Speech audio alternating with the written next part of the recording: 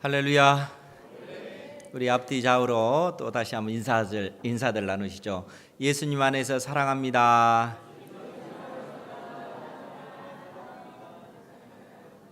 예수님의 사랑이 여러분들의 심령 가운데 흘러 들어가기를 주님의 이름으로 축원드립니다. 우리 청년들을 볼 때 늘 제 마음에 애틋한 그런 마음이 있습니다. 저렇게 밝고 예쁜데 또 한편으로는 그 마음 속에 자기만 안고 있는 그러한 인생의 문제, 또 진로의 문제, 또 앞으로 어떻게 살아야 될 것인가, 어떻게 사는 것이 이제 내 인생을 가치 있게 만드는 것일까, 여러 가지 그러한 고민이 있지 않을까, 그렇게 생각이 듭니다. 사실 또 이러한 감정이 드는 것도 제가 이 10대 후반, 또 20대 초반, 아니 20대 초반도 아니고 20대 내내가 그랬던 것 같아요. 인생의 문제, 어떻게 하면 내 인생이 가치 있어질까, 가치 있는 인생을 살 수 있을까, 그런 고민을 했기 때문에 그러지 않을까 하는 생각이 듭니다. 그런데 제가 예수님을 믿고 나서 또 성경을 보면서 정말 부러웠던 사람이 있는데, 이제 그 사람이 누구냐면 세례 요한입니다. 세례 요한이 왜 부러웠었냐면, 그 요한복음 1장에 보면 많은 그 유대인들이 레위인과 제사장을 세례 요한에게 보내서 과연 세례 요한이 성경에 약속된 그리스도, 즉 메시아가 아닐까, 이런 의문을 품고 유대인들이, 즉 이때 당시 어떤 정치 지도자들이죠, 이 사람들이 제사장과 레위인들을 세례 요한에게 보낸 것입니다. 그러자 세례 요한이 대번에 그들을 향해서 뭐라고 얘기하냐면, 나는 너희들이 기다리는 그리스도가 아니다, 이렇게 단번에 얘기를 하는 거예요. 왜 그러냐면, 이때 당시 세례 요한의 인기가 하늘을 찌를 듯 그렇게 많은 사람들이 세례 요한을 좋아했고, 또 이스라엘 전역에서 세례 요한에게 세례를 받기 위해서 몰려 들어오는 이러한 시기이기 때문에 그런 겁니다. 그러니까 이스라엘의 정치 지도자들이 저 세례 요한이 성경에 약속된 그리스도, 메시아가 아닐까, 이런 생각을 가지고 왔는데, 세례 요한은 단번에 하는 얘기가, 나는 너희들이 기다리는 메시아, 그리스도가 아니다, 이렇게 선언을 하는 거예요. 그래서 이 사람들이, 그러면 당신은 누굽니까? 당신은 당신 자신에 대해서 뭐라고 말합니까? 라고 얘기를 해요.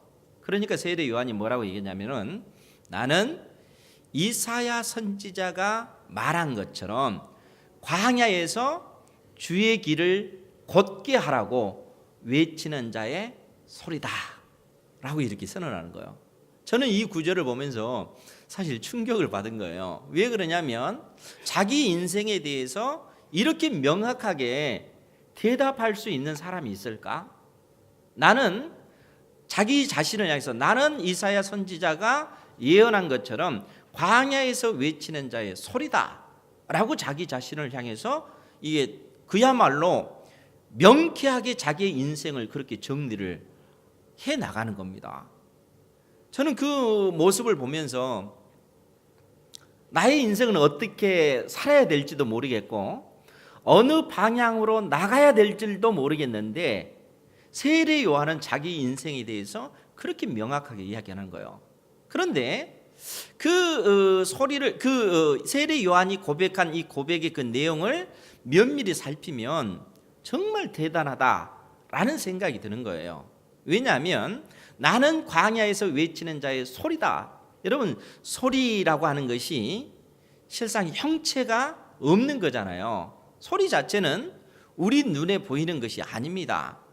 소리가 있다라는 것을 알 수 있는 것은 유일하게 우리의 귀로 그것을 듣는 것 외에는 없는 거죠.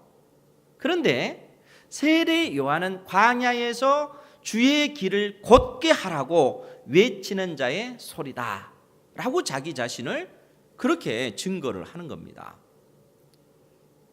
많은 사람들이 세례 요한을 바라보면서 세례 요한을 높이고 세례 요한을 따라다니기 때문에 인간적인 방식으로 얘기하면 세례 요한이 이 땅에서 부귀영화를 누리기 위해서 그의 말 한마디면 이 땅에서 부귀영화를 누릴 수 있는 그러한 삶임에도 불구하고 자기 자신을 그렇게 이야기하지 않고 나는 광야에서 외치는 자의 소리다. 한번 선포되어지면 흩어지고 마는 그러한 존재다라고 자기 자신을 이야기하는 겁니다. 그런데 그 소리가 어떤 소리냐면 광야에서 외치는 자의 소리라는 거예요. 여러분, 왜 세례 요한이 광야에서 외치는 자의 소리다 이렇게 얘기를 했겠어요? 이 광야는 높은 산이 있고 낮은 골짜기가 있고 그야말로 구불구불한, 아니 길도 없는 그러한 곳이 광야잖아요. 그런데 세례 요한은 나는 광야에서 외치는 자의 소리다 이렇게 얘기를 하는 겁니다. 왜냐하면 그 광야를 통해서 메시아 그리스도가 오시기 때문에 그런 것입니다.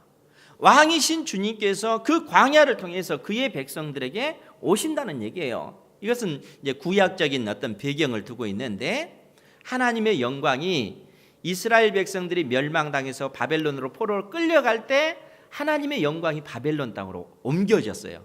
하나님의 영광이, 하나님께서 바벨론 땅에서 다시 그 포로된 땅에서 다시 그의 백성들에게 돌아오겠다라고 했을 때 광야를 통과해서 그의 백성들에게 오는 거예요. 그런데 그 왕이신 주님께서 오시기 위하면은 어떻게 돼요? 왕이신 그분이 오실 수 있도록 왕의 대로를 만드는 그 역할을 세례 요한이 감당하겠다는 거예요. 그래서 그 광야에 높은 산은 깎아내고 낮은 골짜기는 메꾸고 구불구불한 길은 반듯하게 만들어서 왕이신 주님께서 그의 백성들에게 오실 수 있도록 왕의 대로를 만드는 그 역할을 내가 감당하고 있다, 그 얘기입니다. 그러면 여러분 생각해 보세요.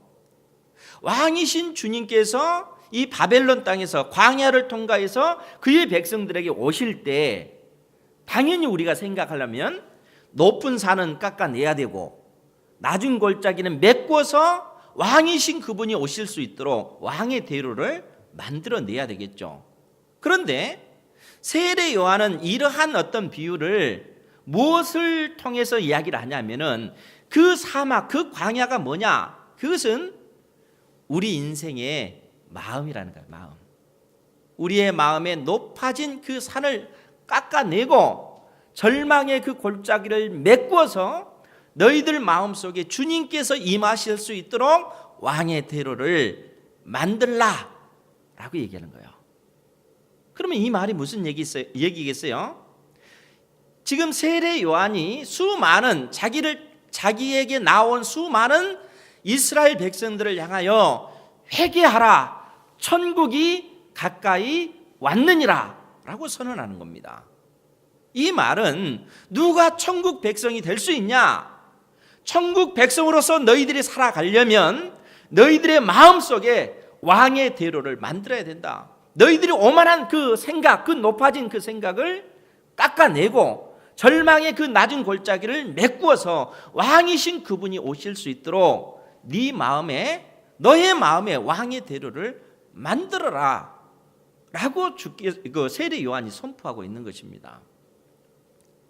저는 그 말씀을 통해서 20대 내내 끊임없이 하나님 앞에 기도했습니다.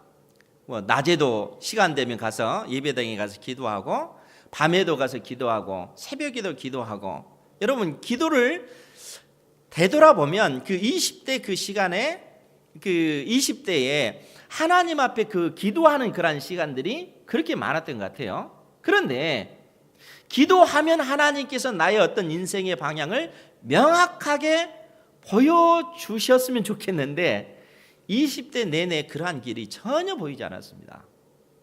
어떻게 살아야 될지 모르겠더라고요. 예수님을 알고 나서 삶의 의미, 그 가치는 발견했는데 그러면 내가 어떻게 살아야 될 것인가? 그 길에 대해서 알 수가 없었다는 거예요. 그런데 그러한 인생의 문제를 가지고 눈물로 하나님 앞에 기도하고 간구하는 그러한 삶을 20대 그 기간을 보냈는데 그렇다고 해서 명확하게 제 인생의 그 길이 보이는 것은 아니더라 하는 거죠. 그러니까 우리 20대 그 청년들 보면 그런 아픔을 제가 느끼는 거예요. 얼마나 인생의 그 방향에 대해서 고민을 할까? 웃는 저 얼굴 속에 그 아픔이 있지 않을까? 늘상 그런 생각이 듭니다. 그러나 그 속에서 하나님 앞에 기도하면요, 놀라운 사실은 뭐냐면 내가 알지 못한다 할지라도 기도하는 가운데 하나님께서 내 인생의 환경을 하나하나 조정해 가고 계시고 내가 깨닫지 못한다 할지라도 내 인생의 그 길의 방향을 하나님께서 만들어 주셔서 나도 모르는 사이에 그 길을 걷도록 하나님께서는 인도하신다는 사실입니다. 그것을 어느 순간 어느 시간이 지나고 난 다음에 비로소 하나님께서 내 인생을 이처럼 이끌어 오셨구나 하는 사실을 깨닫게 되어지는 거예요. 저는 세례 요한을 통해서 이러한 사실을 깨닫게 되었어요. 세례 요한이 하나님 앞에 그처럼 쓰임 받았고 자기 인생에 대해서 명쾌하게 그렇게 고백을 하면서 나는 광야에서 외치는 자의 소리다 라고 선언하면서 회개하라 천국이 가까이 왔느니라 라고 말씀하심으로써 자기 뒤에 오실 예수 그리스도를 증거하는 이러한 삶을 살았다는 겁니다. 그런데 여러분, 그러한 세례 요한이 그 예수 그리스도를 증거하는 그러한 삶을 살다가 예수님의 공생의 1년 마지막 즈음에 헤롯 안디바스에 의해서 감옥에 갇히게 됩니다.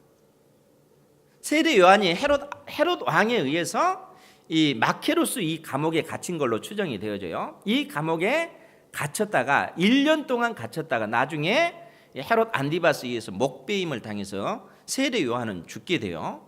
그런데 그러한 세례 요한이 감옥에 갇힌 지 약 6개월 정도, 그러니까 예수님의 그 공생에 1년이 지나고 2년째 6개월쯤에 세례 요한이 자기의 2명의 그 제자들을 예수님에게 보내시는 거예요. 왜 그런가 하면 그 누가복음 7장 18절 이하의 그 내용이 기록되어 있는데 뭐라고 기록을 하고 있냐면 요한의 제자들이 이 모든 일을 그에게 알리니, 즉 예수님께서 그 백부장의 하인, 죽어가는 하인을 살리고 또 나인성 과부의 아들이 죽었던 아들을 다시 살리시는 이러한 사건을 세례 요한의 제자들이 감옥에 갇혀 있는 세례 요한에게 말을 하니까 19절 말씀에 보면 요한이 그 제자 중 둘을 불러 주께 보내어 이르되 오실 그이가 당신이오니까 우리가 다른 일을 기다리겠습니까? 이렇게 질문을 하는 겁니다. 지금 세례 요한이 감옥에 갇힌 지 약 6개월쯤에 제자 둘을 보내서 우리가 기다리는 그 사람이 메시아가 그리스도가 당신입니까? 아니면 다른 사람을 기다려야 됩니까? 라는 질문을 세례 요한이 예수님에게 제자를 보내서 묻는 겁니다. 그럼 왜 이러한 질문을 할까요? 세례 요한이 예수님을 소개하면서 회개하라 천국이 가까이 왔다라고 선언하고 내 뒤에 오실 그 그리스도가 이 땅에 오시면 하나님의 나라가 이 세상 역사 가운데 이루어질 것이요, 예수 그리스도를 통해서 구원받은 자와 심판받을 자들이 명확하게 드러날 것으로 세례 요한은 알고 있었기 때문에 그런 겁니다. 그런데 예수님께서 공생애를 시작하시고 1년이 지나고 그로부터 또 6개월이 지난 공생애 2년 6개월이 지났음에도 불구하고 예수님께서 하나님의 아들 그리스도로서 온 세상을 심판하고 구원 얻을 자들을 구원해내는 이러한 일들이 명확하게 보이지 않는다. 세례 요한은 이렇게 생각을 한 거예요. 그래서 당신이 그리스도입니까? 아니면 우리가 다른 사람을 또 기다려야 됩니까? 라고 묻고 있는 겁니다. 이렇게 할 때 예수님께서 22절에 무슨 말씀을 하시냐면 누가복음 7장 22절에 보면 예수께서 대답하여 이르시되 너희가 가서 보고 들은 것을 요한에게 알리되 맹인이 보며 못 걷는 사람이 걸으며 나병 환자가 깨끗함을 받으며 귀먹은 사람이 들으며 죽은 자가 살아나며 가난한 자에게 복음이 전파된다 하라. 지금 예수님께서 세례 요한의 두 제자에게 예수님께서 지금 행하고 계시는 그 일들, 맹인이 눈을 뜨며 못 걷는 사람이 걸으며 나병 환자가 깨끗함을 받으며 귀신 들린 사람이 고침을 받고 심지어 죽은 자들이 다시 살아나는 이러한 일들이 일어난다. 이 말을 전해줘라 라고 얘기하는 거예요. 그러면 왜 예수님께서 이 말씀을 하시냐면 구약의 수많은 선지자들이 예언한 것이 있습니다. 그것이 뭐냐면 장차 이 땅에 메시아 그리스도가 오시면 그 그리스도께서 병든 자를 고칠 것이고 눈먼 자를 눈을 뜨게 할 것이고 귀가 먹은 자들 그 귀를 열어주실 것이고 심지어 죽은 자들을 고치시는 이러한 일들을 행하실 것이다 라고 예언해 놨기 때문에 그런 것입니다. 그러니까 구약의 수많은 선지자들이 장차 이 땅에 그리스도가 오시면 이러한 일들이 일어날 것이다 라고 말씀해 주었다는 거예요. 그런데 그러한 어떤 선지자들이 예언한 그 예언의 내용은 사실 영적인 그러한 말입니다. 무슨 얘기냐면 이사야서 42장 18절에 보면은 제가 읽어드릴게요. 잘 들으세요. 이사야서 42장 18절 말씀에 보면 너희 못 듣는 자들아 들으라 너희 맹인들아 밝히 보라. 20절 말씀에 내가 많은 것을 볼지라도 유의하지 아니하며 즉 내가 많은 것을 볼지라도 깨닫지 못하며 귀가 열려 있을지라도 듣지 아니하는도다. 이렇게 말씀을 해놓고 있어요. 이게 무슨 얘기냐면 장차 이 땅에 메시아가 오셔서 하실 일, 영적으로 그들의 눈이 닫힌 그 눈을 열어줄 것이고 영적으로 하나님의 말씀을 듣지 못하는 그들의 그 귀를 열어주셔서 하나님의 말씀을 듣도록 함으로써 영적 치료가 그들 속에 일어날 수 있도록 은혜 베푸시겠다라는 말씀입니다.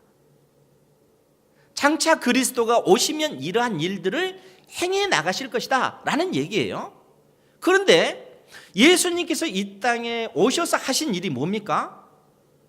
영적인 치료가 아니고 눈에 보이는 병든 자들을 고치시는 이 일들을 하는 거예요. 눈먼 자의 눈을 띄워주시고 귀가 먹은 이들의 그 귀를 열어주시고 귀신에 사로잡힌 그 인생을 그 악한 영들을 쫓아내심으로써 자유케 하는 심지어 죽은 자를 다시 살리시는 이러한 일을 실제적으로 행하시는 거예요. 예수님께서 실제적으로 이처럼 연약한 그 인생들에게 하나님의 아들로서 그 권세를 행해 나가시는 그러한 모습을 보여주고 있는 겁니다. 그리고 그러한 모습을 세례 요한의 제자들에게 너는 가서 지금 현재 되어지고 있는 이 일들을 그대로 보고해라 라고 얘기하는 겁니다. 그러면 여러분 예수님께서 행하신 이 일들이 의미하는 바가 무엇일까요? 예수님께서는 실제적으로 눈먼 자의 눈을 띄워주셨고 귀가 막힌 이에 그 귀를 열어주셔서 그들을 치료해 주셨다는 거예요. 그러니까 예수님께서 행하신 이 일들이 단순히 병든 자를 고쳐주시는 그러한 일에 국한된 것이 아니라 그 일들을 통해서 실제적으로는 그들의 심령을 치유하고 계시는 이러한 일들을 행하고 계시는 것입니다. 주님께서 이적을 행하시는 그 사건을 통해서 그들의 심령을 치유하셔서 진정 예수가 바로 그리스도시요 살아계신 하나님의 아들 되심을 그들로 하여금 믿게끔 만들고 그들의 연약함을 주님 앞에 다 토해냈고 그들이 하나님께 소망을 두며 하나님의 은혜가 아니면 내가 살 길이 없습니다. 그러한 믿음의 고백 가운데 하나님 앞에 나아올 수 있도록 주님께서 은혜를 베풀어 주시는 것입니다. 주님께서 그들의 연약한 육체를 치유하시는 이 표적을 통해서 실상 그들의 영혼을 치료해 주셔서 그들이 하나님의 자녀로 살아갈 수 있는 그 길을 우리 주님께서 베풀어 주고 계시는 것입니다. 그 놀라운 은혜의 역사를 예수님께서 행해 나가고 계시는 것입니다. 그러면서 주님께서 뭐라고 말씀하셨냐면 누가복음 7장 23절에 보면 누구든지 나로 말미암아 실족하지 아니하는 자는 복이 있도다. 예수님으로 말미암아 실족하지 아니하는 자는 복이 있다라고 말씀하고 계시는 것입니다. 오직 예수 그리스도를 믿음으로, 즉 예수가 바로 그리스도, 나의 모든 죄 때문에 십자가에 못 박히신 하나님의 아들 그리스도이신 것을 믿는 자에게 복이 있도다 라고 말씀하고 있는 것입니다. 생명의 주님을 믿는 그 믿음에서 약해지지 아니하고 그 믿음 위에 너희들이 견고히 서야 된다라고 말씀하시는 거예요. 그러시면서 주님께서 세례 요한에 대한 그 평가를 하시는데 그것이 오늘 우리가 읽었던 본문의 내용입니다. 24절 말씀을 보면 요한이 보낸 자가 떠난 후에 예수께서 무리에게 요한에 대하여 말씀하시되 너희가 무엇을 보려고 광야에 나갔더냐? 바람에 흔들리는 갈대냐? 그러면 너희가 무엇을 보려고 나갔더냐? 부드러운 옷 입은 사람이냐? 보라, 화려한 옷을 입고 사치하게 지내는 자는 왕궁에 있느니라. 여러분, 예수님께서 무리에게 하신 말씀이 너희들이 왜 광야에 나갔느냐라고 묻고 계시는 거예요. 광야에 흔들리는 갈대를 보기 위해서 너희들이 나갔느냐? 아니면 왕궁에서 있는 그 화려한 옷을 입는 자를 만나기 위해서 광야로 나갔느냐? 그것이 아니지 않느냐라는 얘기예요. 수많은 무리가 그 광야에 나간 이유가 뭡니까? 세례 요한을 만나기 위해서 나간 거죠. 수많은 사람들이 광야로 몰려간 그 이유는 세례 요한을 만나기 위해서다는 거예요. 그래서 26절 말씀에 우리 주님께서 그러면 너희가 무엇을 보려고 나갔더냐? 선지자냐? 옳다. 내가 너희에게 이르노니 선지자보다도 훌륭한 자니라. 예수님께서 세례 요한을 평가할 때 선지자보다도 훌륭한 자다 이렇게 평가를 하는 거예요.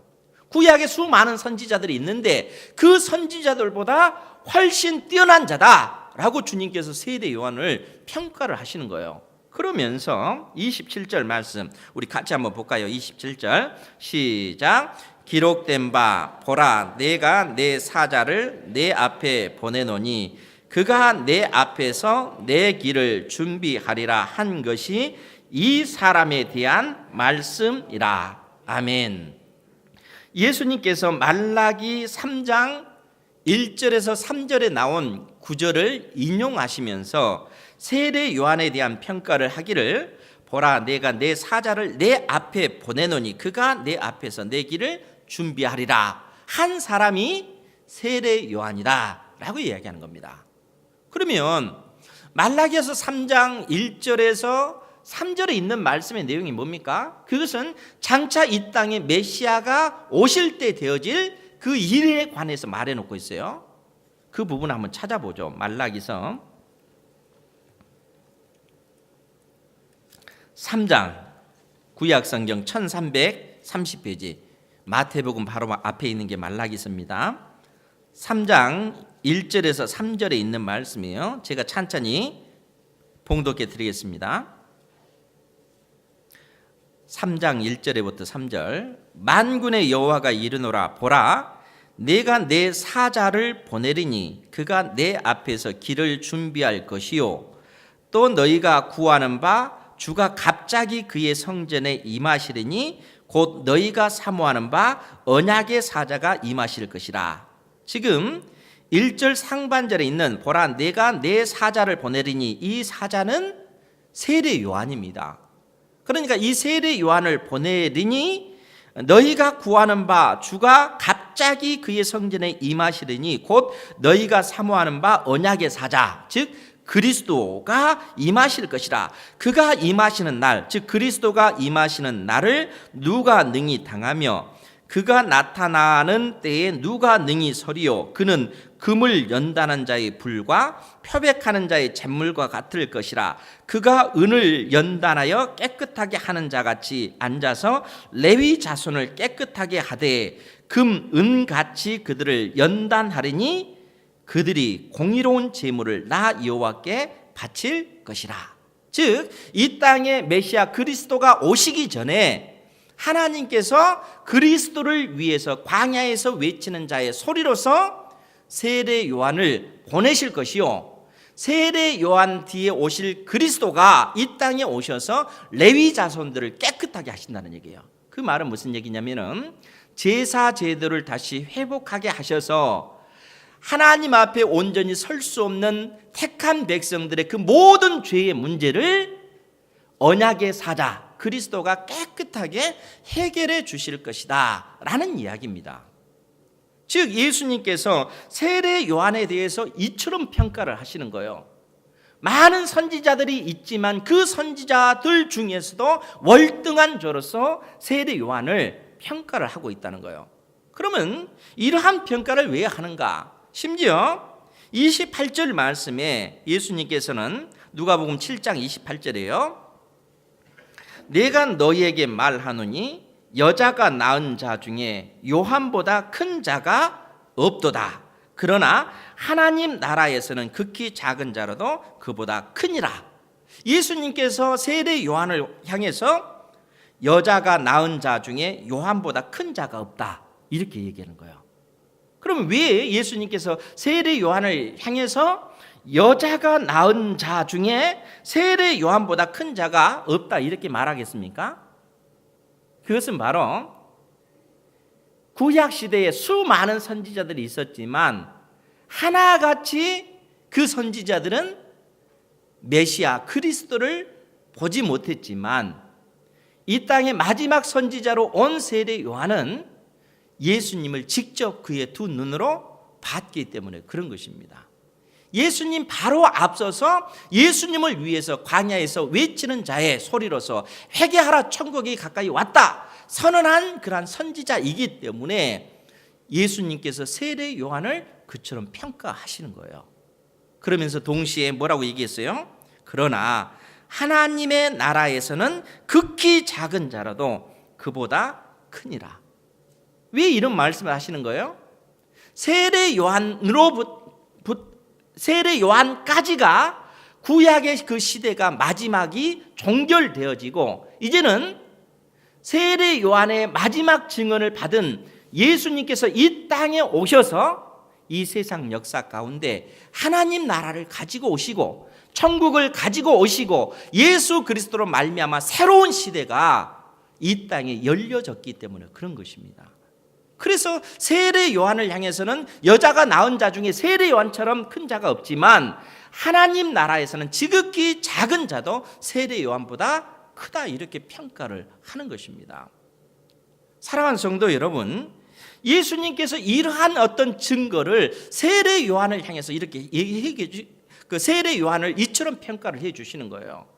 그렇기 때문에 이러한 어떤 예수님의 가르침을 듣고 그 무리들 가운데 오늘 말씀 보면 29절 말씀에 보면요, 모든 백성과 세리들은 이미 요한의 세례를 받은지라 이 말씀을 듣고 하나님은 의롭다 하되, 우리 30절 말씀 같이 봅니다. 시작.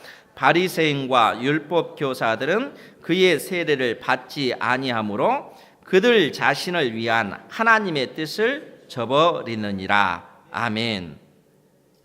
지금 두 부류로 이제 명확하게 그렇게 갈라져 있는 모습을 볼 수 있는데, 모든 백성과 세리들은 세례 요한의 세례를 받음으로써 그 말씀을 듣고 하나님은 의로우시다 이렇게 고백을 하는 것이죠.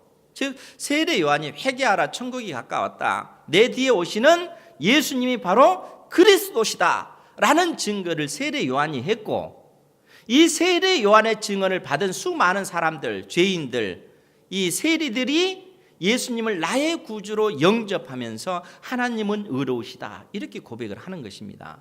그런데 세례 요한의 증거를 받지 아니한 이 바리새인들과 율법사들은 어떻게 반응합니까? 그들 자신을 위한 하나님의 뜻을 저버린 그런 사람들이라는 거예요. 그래서 예수님께서 그때 당대에 그 사람들의 그 세태를 비유로 말씀하시면서 어떤 말씀을 하시냐면, 이 세대 사람을 무엇으로 비유할까? 무엇과 같은가? 32절 말씀에 보면 비유하건대 아이들이 장터에 앉아 서로 불러 이르되 우리가 너희를 향하여 피리를 불어도 너희가 춤추지 않고 우리가 곡하여도 너희가 울지 아니하였다 함과 같도다.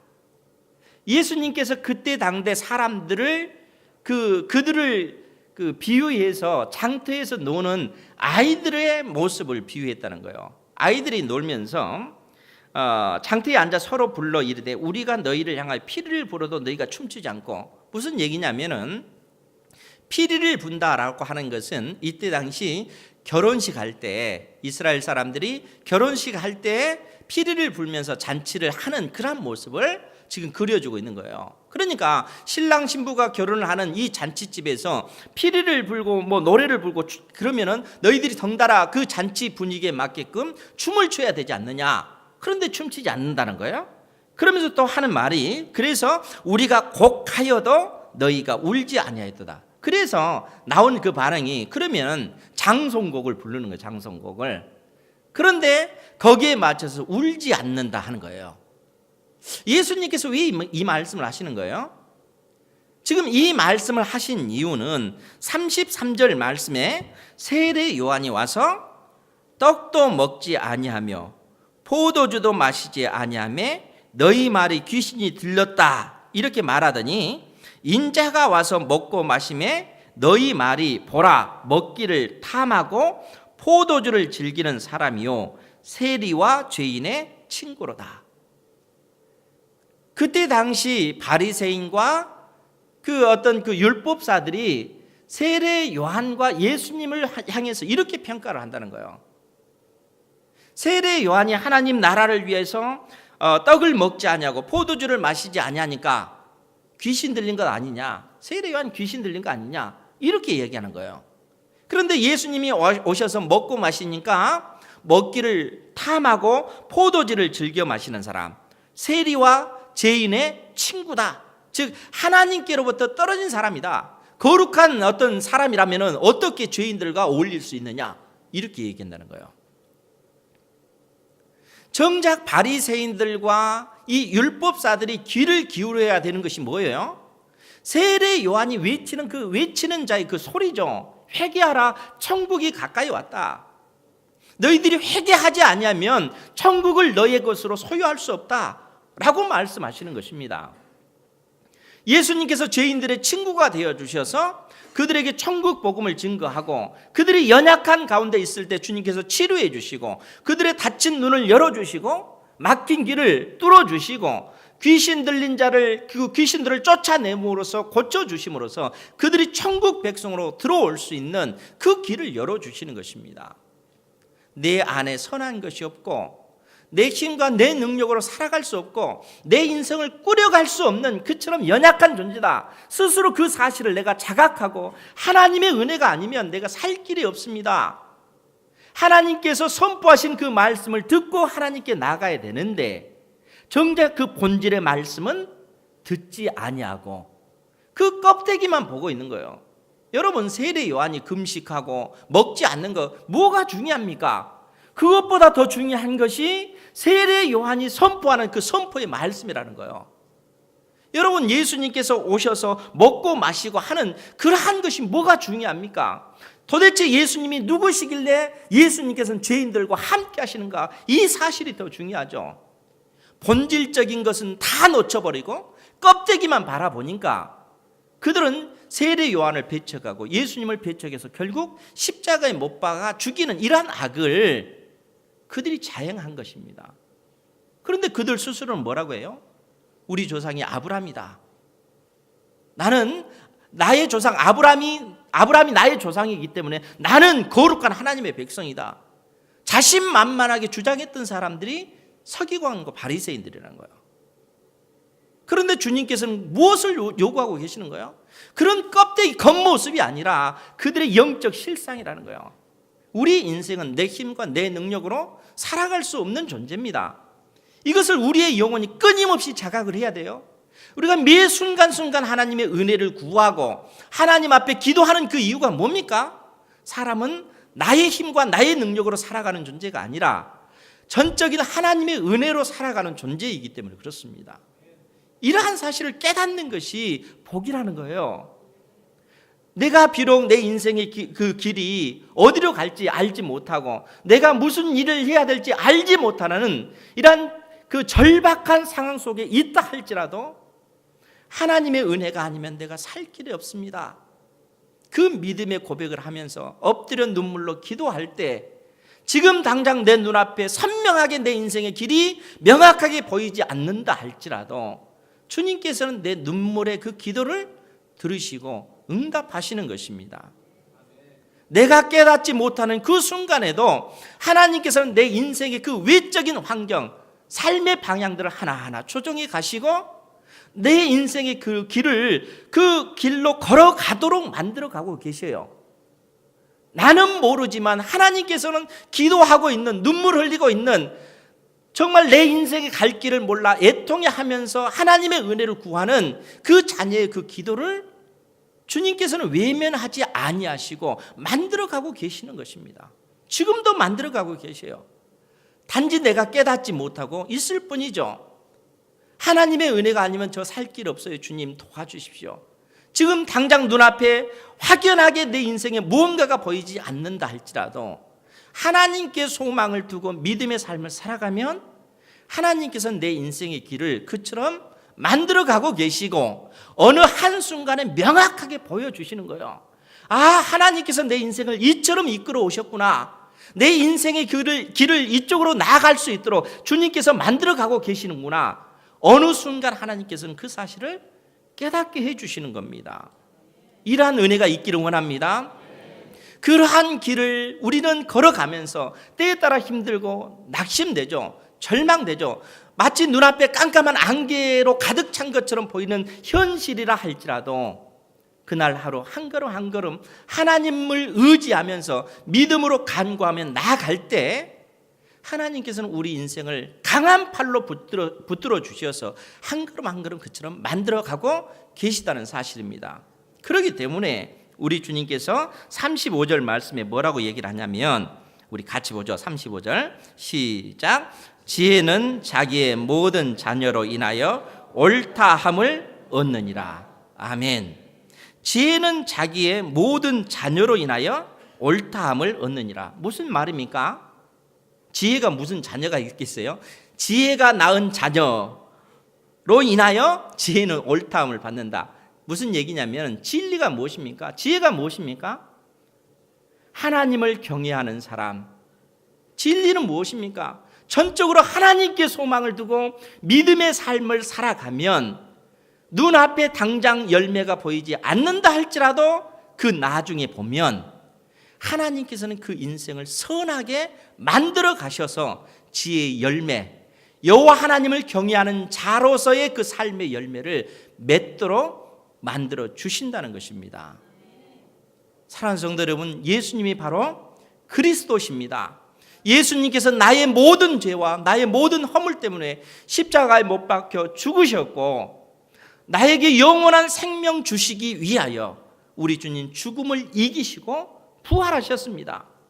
생명의 주님이 나의 그리스도 되심을, 내 인생의 주인 되심을 믿고 믿음으로 하나님을 의지하며 하나님께 소망을 두고 한 걸음 한 걸음 내 인생을 하나님 앞에 들으며 나아갈 때 결국 하나님께서는 우리 인생의 삶의 열매를 맺도록 만들어 가시는 것입니다. 그래서 하나님께 소망을 두시라는 겁니다. 야고보 사도가 야고보서 5장 13절에 너희 중에 고난 당한 자가 있느냐? 너희 중에 고난 당하는 자가 있느냐? 고난 당하면 어떻게 돼요? 그는 기도할 것이요 말씀하고 있습니다. 기도하시기 바랍니다. 인생의 길이 막막하고 눈앞에 보이지 어디로 가야 될지 모르는 그런 암담한 그런 상황이라고 하면 하나님 앞에 기도하십시오. 그 말은 오직 하나님께 소망을 두라는 거예요. 네 인생의 모든 소망을 하나님께 두라. 하나님께 소망을 두면 결국에는 하나님께서 네 인생을 이끌어 가실 것이요, 네 인생의 삶을 통해서 하나님의 그 영광을 나타내는 삶의 열매를 하나님께서 맺도록 만들어 주시겠다 약속하고 계십니다. 이 은혜 가운데 살아가시기 바랍니다. 여러분들에게 주어진 인생의 그 모든 날들을 하나님께 소망을 두고 하나님을 의지하며 나아가므로 하나님께서 여러분들의 인생을 통해서 삶의 열매를 맺도록 하시는 그 은혜가 여러분들의 삶 가운데 임하기를 주님의 이름으로 축원드립니다. 기도하겠습니다. 자비하신 아버지 하나님, 우리 주님만이 우리의 유일한 소망 되심을 고백합니다. 하나님께 소망을 두는 자를 하나님께서 외면하지 아니하시고 결국 그의 삶을 만들어 가시고 인도하시고 결국 하나님 나라를 위하여 주님의 영광을 위하여 열매 맺게 하시는 주님이신 것을 고백합니다. 주의 택한 자녀들이 온전히 하나님을 의지하며 믿음의 삶을 살아갈 수 있도록 은혜 내려 주옵소서. 예수님의 이름으로 기도하옵나이다. 아멘.